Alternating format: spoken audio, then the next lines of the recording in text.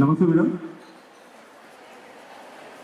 మీ సురక్ష సహచరి ప్రోగ్రాంకు ముఖ్య అతిథిగా వచ్చిన మన commissioner madam Sumathi IPS madam గారికి, డీసీపీ సార్లకు, డీసీపీ మేడంలకు, ఇతర ముఖ్య అతిథులకు, ముఖ్యంగా ఈరోజు ప్రత్యేక ఆహ్వానితులుగా వచ్చిన మా సహచరులందరూ కూడా స్వాగతం, సుస్వాగతం.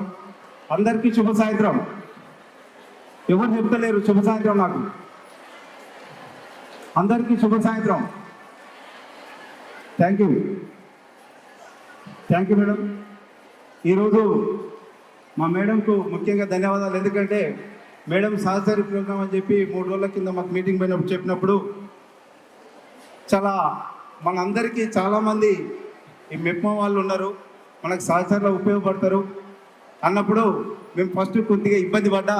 తర్వాత మా మెప్మా వాళ్ళతో మాట్లాడినా నేను, మేడం మీ కాడ ఎంతమంది గ్రూపులు ఉన్నారంటే 3500 గ్రూపులు ఉన్నాయని చెప్పారు. 3500 గ్రూపులు, ఒక్కొక్క గ్రూప్కు 10 మంది, అంటే 35,000 మంది ఉన్నారు మాకు సహచరులు. ఇప్పుడు ఈ 35,000 సహచరులతోటి మేము ఎంత ఇన్ఫర్మేషన్ అయినా తీసుకోవచ్చు అనేది ఇప్పుడు అనిపించింది. మేము ఏ విధంగా ఉపయోగించుకుంటాం, మా పోలీస్ స్టేషన్ యొక్క కార్యాచరణ ఏ విధంగా ఉంటుంది, మా యొక్క విధులు ఏ విధంగా ఉంటుంది అనేది మేడం మాకు వివరించమని చెప్పింది. చాలా చక్కటి అవకాశం ఇచ్చింది మాకు. మా యొక్క పోలీస్ స్టేషన్ గురించి వివరిస్తాం. మా యొక్క విధిలో భాగంగా రోజు మా విధులు ఏ విధంగా ఉంటాయి, మీరు దాన్ని చూస్తే మీరు సహచరులుగా మేము కూడా పోలీస్ స్టేషన్లో ఉంటాం సార్, మీతో పాటు పనిచేస్తాం అన్నట్టు ఎట్టు ఉండాలి. మేము ఉంటారా? కొంతమంది చేతులు ఎత్తుతున్నారు, మిగతా వాళ్ళు ఎత్తట్లేదు. అంటే మీకు కోఆపరేట్ చేయండి సార్ మీరంతా అన్నట్టున్నారు. Thank you. First photo open చేయండి. Police station, Uppal police station. ఇది ముఖద్వారం. మీరు చాలామంది చూసుంటారు. అసలు పోలీస్ స్టేషన్ అంటే ఇదివరకు భయపడేవాళ్ళు. ఫస్ట్ పోలీస్ స్టేషన్ గురించి చెప్దాం అనుకుంటే, మనం ఇదివరకు స్కూళ్ళని దేవాలయాలుగా భావించేది, దేవాలయాలకు వెళ్ళేది. కానీ పోలీస్ స్టేషన్లు కూడా దేవాలయాలు, అవునా కదా? ఎవరు రెస్పాన్స్ ఇస్తలే. మళ్ళా పోలీస్ స్టేషన్లు కూడా దేవాలయాలు, అవునా కదా? మీరు ఎంత అర్ధరాత్రి ఎక్కడికి పోయినా ఏ ఆఫీస్ తలుపులు మూసుంటాయి కానీ పోలీస్ స్టేషన్లు మూసుండవు. మీకు ఎక్కడ ఆశ్రయం కావాలన్నా, ఎక్కడ ఆపద వచ్చినా 24 అవర్స్లో ఒక రోజులో ఏ పోలీస్ స్టేషన్ పోయినా దారులు తెరిచుంటాయి, అవునా? మరి దేవాలయాలే కాదా? దేవాలయాల కన్నా పోతలేరు కానీ ఈ రోజుల్లో పోలీస్ స్టేషన్లకు మాత్రం వస్తున్నారు. అందరూ కూడా వస్తున్నారా?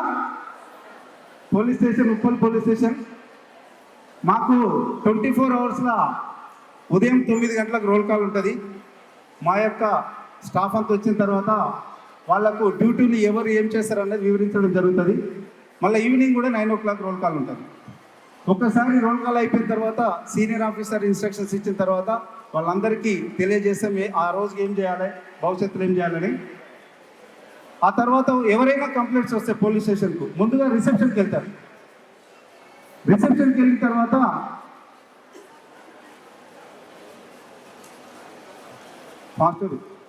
రిసెప్షన్లో మా ఉమెన్ పీసీలు ఉంటారు. వచ్చిన బాధితుల నుంచి కంప్లైంట్ తీసుకొని వాళ్ళ వివరాలన్నీ సేకరించి, వాళ్ళకి చదువు వస్తే వాళ్ళతోటే రాయించి, ఒకవేళ చదువు రానట్లయితే మా వాళ్ళే రాసి మీకు అది చదివి వినిపించి అది కరెక్ట్గా ఉన్న తర్వాత సంతకం తీసుకోవడం జరుగుతుంది. ఆ తర్వాత ఆ పిటిషన్ ఇచ్చిన తర్వాత ఆ SHOకు, స్టేషన్ హౌస్ ఆఫీసర్ ఎవరైతే ఉంటారో reception, Uppal police station reception వచ్చిన బాధితుల నుంచి వివరాలు సేకరిస్తారు. ఆ కంప్లైంట్ తీసుకున్న తర్వాత SHOకి ఇవ్వడం జరుగుతుంది. ఆ SHO ఆ పిటిషన్ యొక్క ఫిర్యాదు యొక్క రాసి చదివిన తర్వాత అది కాగ్నైజబులా, నాన్ కాగ్నైజబులా, పట్టదగిన నేరమా గుర్తించి దాని మీద కేసు రిజిస్టర్ చేసేది ఉంటే కేసు రిజిస్టర్ చేస్తాం. కేసు రిజిస్టర్ చేయని ఉంటే ఎంక్వైరీ చేసి అవతల వాళ్ళ మీద చర్య తీసుకోవడం జరుగుతుంది. లేకుంటే కోర్టు నుంచి పర్మిషన్ తీసుకొని కూడా కేసు రిజిస్టర్ చేయడం జరుగుతుంది. మీరు వచ్చిన ప్రతి పిటిషన్కు రిసిప్ట్ ఇవ్వడం జరుగుతుంది. దాని మీద ఏదో ఒక యాక్షన్ ఉంటుంది, ఎక్సెప్ట్ భార్యాభర్తల పంచాయతీలో అయితే తప్ప. ఎందుకంటే మేము చర్యలు తీసుకోం వాటి మీద. మళ్ళీ మేము చర్యలు తీసుకుంటే ఇంటికి పోయిన తర్వాత మళ్ళీ లొల్లి అవుతుంది. అందుకని వాళ్ళకి కౌన్సిలింగ్ ఇచ్చి పంపడం జరుగుతుంటుంది. ప్రతి ఒక్క పిటిషనర్కు మేము రిసిప్ట్ ఇవ్వడం జరుగుతుంది. ఆ పిటిషన్ ఇచ్చిన తర్వాత నేను కేసు రిజిస్టర్ చేసేది ఉంటే IOకు ఇన్వెస్టిగేషన్ చేస్తాను, లేకపోతే ఎంక్వైరీ ఆఫీసర్కి ఇస్తే ఫీల్డ్కి వెళ్ళి కూడా ఎంక్వైరీ చేయడం జరుగుతుంది. ఫీల్డ్కి వెళ్ళి కూడా మా కానిస్టేబుల్ కానీ హెడ్ కానిస్టేబుల్ కానీ ఏఎస్ఐలు కానీ ఫీల్డ్కి వెళ్ళి ఎంక్వైరీ చేసి దాని మీద రిపోర్ట్ ఇవ్వడం జరుగుతుంది. దాని మీద రిపోర్ట్ చర్య తీసుకోవాల్సి ఉంటే కేసు రిజిస్టర్ చేస్తాం, లేకపోతే వాళ్ళకు ఒక పెట్టి కేసు అనేసి మళ్ళీ ఇంకొకసారి పంచాయతీ పెట్టుకోకుండా గొడవ పెట్టుకోకుండా ఉండేందుకు వాళ్ళ మీద చర్య తీసుకోవడం జరుగుతుంది, కోర్టులో ఫైన్ వేయడం జరుగుతుంది. దానివల్ల ఉపయోగం ఏంటంటే ఇంకొకసారి వాళ్ళు ఎటువంటి నేరం చేయరు, పక్క నైబర్స్ ఉన్నారు కానీ వాళ్ళు ఎటువంటి న్యూసెన్స్ చేసుకోరు. మన ఎంక్వైరీ చూడండి, ఏదైనా యాక్సిడెంట్ కేసు కానీ కుట్టిన కేసులు కానీ మా ఏఎస్ఐ స్పాట్కి వెళ్ళి చేయడం జరుగుతుంది. అదేవిధంగా కానిస్టేబుల్ కూడా ఆ స్పాట్కి వెళ్ళి పిటిషనర్స్ తోటి ఎంక్వైరీ చేయడం జరుగుతుంది. చూసారా మీరు ఎప్పుడైనా ఇట్లా? మీరు కూడా కంప్లైంట్ ఇచ్చుంటారు, మా సహచరు అక్కడి నుంచి ఎవరు ఇట్లా చేయుతున్నారు రాలేదని చెప్పేసి, చూడలేదని చెప్పేసి. లేదు, తప్పకుండా వస్తారు. ప్రతి ఒక్క పిటిషన్ కూడా మా యొక్క ఎంక్వైరీ ఆఫీసర్స్ స్పాట్కి వచ్చి ఎంక్వైరీ చేయడం జరుగుతుంది. నెక్స్ట్, హాస్పిటల్కి వెళ్ళి మాకు ఒక్కొక్కసారి హాస్పిటల్ నుంచి ఇంటిమేషన్స్ వస్తుంటాయి. మేము వాళ్ళని రమ్మని చెప్పాం, మేమే హాస్పిటల్కి వెళ్ళి హాస్పిటల్లో అతను స్టేట్మెంట్ రికార్డ్ చేసుకుంటాం. స్టేట్మెంట్ రికార్డ్ చేసుకొని అది సెల్ఫ్ స్కిట్ అయినా లేకపోతే పుట్టిరా లేకపోతే యాక్సిడెంట్ అయిందా ఆ రిపోర్ట్ ప్రకారం దాని మీద యాక్షన్ తీసుకోవడం జరుగుతుంది. Emergency services, crime prevention and community policing, dial emergency response services, patrolling and surveillance, awareness campaigns, neighbourhood watch initiatives, community meetings and out reach, వీటన్నిటి మీద ప్రతిరోజు మేము విధుల్లో భాగంగా చేయడం జరుగుతుంది. మీ సురక్ష మా మేడం 16/5/2026 నాడు స్టార్ట్ చేయడం జరిగింది. మీ అందరికీ తెలుసు, మీ ఇళ్ళల్లో కూడా మా కానిస్టేబుల్స్ వచ్చుంటారు. దీనిలో కూడా మిమ్మల్ని భాగస్వామ్యం చేసి ఈ కార్యక్రమం ఇంకా సక్సెస్ఫుల్గా అవుతుందని చెప్పేసి మీ సురక్ష సహచరాన్ని మేడం స్టార్ట్ చేయడం జరిగింది. ఈ విధంగా మీ సురక్షలో భాగంగా మేము అక్కడికి పోయినప్పుడు యాంటీ డ్రగ్ అవేర్నెస్ ప్రోగ్రామ్స్ కూడా మేము పోయిన వీడియోలో కాలనీలలో కార్నర్ మీటింగ్స్ పెట్టి ఒక బ్యానర్ తోటి అక్కడ యూత్ని గ్యాదర్ చేసి అక్కడ యాంటీ డ్రగ్స్ వల్ల అనాథాలు ఏంది, ఏ విధంగా సమాజం చెడిపోతుంది, యూత్ చెడిపోతుంది, అక్కడ ఉన్న తల్లిదండ్రులకు కానీ యూత్కి కానీ మేము కమ్యూనికేట్ చేయడం జరుగుతుంది.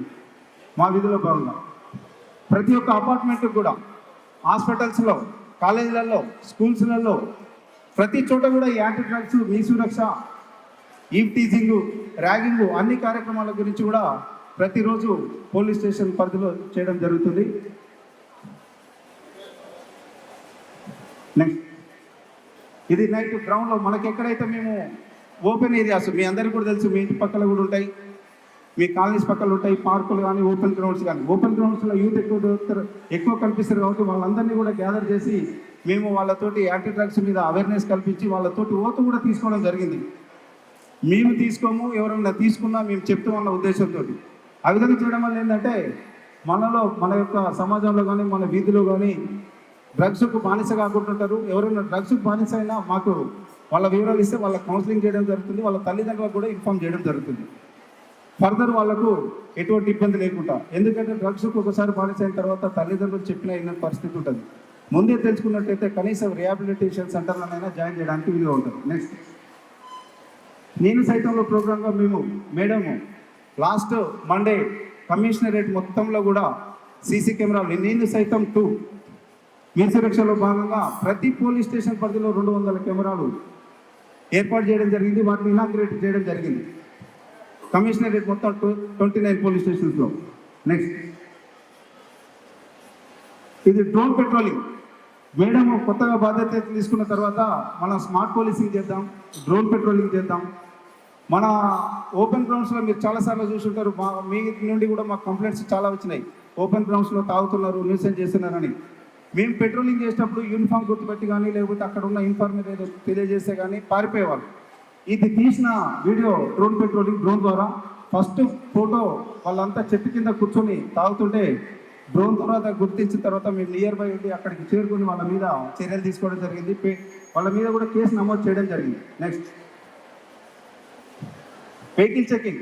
మీరు ప్రతిరోజు చూస్తుంటారు, పోలీసు వాళ్ళకి ఎప్పుడు ఏం పని లేదు, వెహికల్ చెకింగ్ చేస్తారు, ఫైన్లు తీసుకుంటున్నారు, వాళ్ళ జేబులు వేసుకుంటున్నారు అనుకున్నట్టుగా. వెహికల్ చెకింగ్లో భాగంగా మీ భద్రత కోసమే ప్రతిరోజు మేము చేసేది వెహికల్ చెకింగ్. ఏంటంటే ఎటువంటి అంటువర్డ్ ఇన్సిడెంట్ కాకుండా ప్రతి వెహికల్ని చెక్ చేస్తే ఎవరైనా బయటి వ్యక్తులు కానీ అరాచక శక్తులు కానీ వస్తే చెక్ చేయడానికే తప్ప కామన్ పీపుల్ని ఇబ్బంది పెట్టడానికి కాదు. అది కాబట్టి మీరు ఎప్పుడు వెహికల్ చెకింగ్ చేసినా పోలీసు వాళ్ళు హెల్మెట్ గురించి అవగాహన కల్పిస్తారు, సీట్ బెల్ట్ గురించి అవగాహన కల్పిస్తారు. వాళ్ళు ఏమనుకుంటారు అంటే పబ్లిక్ అంతా ఏమనుకుంటారు, మేము హెల్మెట్ పెట్టుకోకపోతే మీకేమైంది, మేము సీట్ బెల్ట్ పెట్టుకోకపోతే మీకేమైంది. మీరు ఒకటి గుర్తుపెట్టుకోండి, హెల్మెట్ పెట్టుకున్న వ్యక్తులు 90% చనిపోరు, 90% మరీ క్రష్ అయితే తప్ప. సీట్ బెల్ట్ పెట్టుకున్న వ్యక్తులు కూడా మీరు ఎక్కడైనా యాక్సిడెంట్స్ని అబ్జర్వ్ చేయండి. అందుకనే పోలీస్ డిపార్ట్మెంటు ఎలైవ్ అనే కొత్త ప్రోగ్రామ్ కూడా తీసుకురావడం జరిగింది గవర్నమెంట్. అందులో భాగంగా చాలా అవగాహన కార్యక్రమాలు కూడా ఏర్పాటు చేయడం జరిగింది. అందరూ కూడా హెల్మెట్ పెట్టుకొని స్ట్రిప్ పెట్టుకోవాలి, సీట్ బెల్ట్ వెనక కూర్చున్న వాళ్ళు కూడా పెట్టుకోవాలనేది విస్తృతంగా చేయడం జరిగింది. దయచేసి అందరూ కూడా మీరు మా సహచరులు పోయిన తర్వాత ఇంతమంది మీరు చెప్తే అందరు హెల్మెట్ పెట్టుకుంటారని భావిస్తున్నాం. Next mechanism for women related complaints, dedicated women help desk ఉంటుంది. కాంప్రహెన్సివ్ కంప్లైంట్ రిజిస్టర్ అంటే మీరు కంప్లైంట్స్ ఇచ్చినాను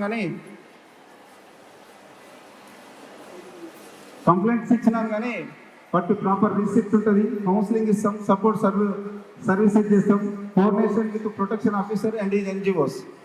నెక్స్ట్ ఇది ఒకటి mechanism for women related complaints madam. ఇది మేము లాస్ట్ 15 days బ్యాక్ మా బీట్ పీసీసీలు ఏరియాలో జరుగుతున్నప్పుడు ఒక లేడీ కనిపించింది మేడం. వాళ్ళు మాట్లాడి ఆ నాగోల్ పిఎస్లో కేసేది మేడం. నైట్ అర్ధరాత్రి 1 o'clock మనోళ్ళు మాట్లాడితే ఆమె సూసైడ్ చేసుకోవడానికి వచ్చింది. సూసైడ్ చేసుకోవడానికి వస్తే ఆమెను ఎక్కించుకొని ఇంటి దగ్గర దింపి రావడం జరిగింది వాళ్ళకి. అంటే నైట్ పోలీసు వాళ్ళు తిరిగే క్రమంలో ఇటువంటి ఎదురైనా కానీ లేడీస్ ఎవరు వచ్చినాను కానీ ఎవరన్నా ఒంటరిగా పడితే నిలబడి మాట్లాడి అసలు ఏమిటికి వచ్చారు తెలిసిపోతుంది ఆమె నిజంగా తప్పిపోయిందా ఏమన్నా చేసుకోవడం వచ్చిందని.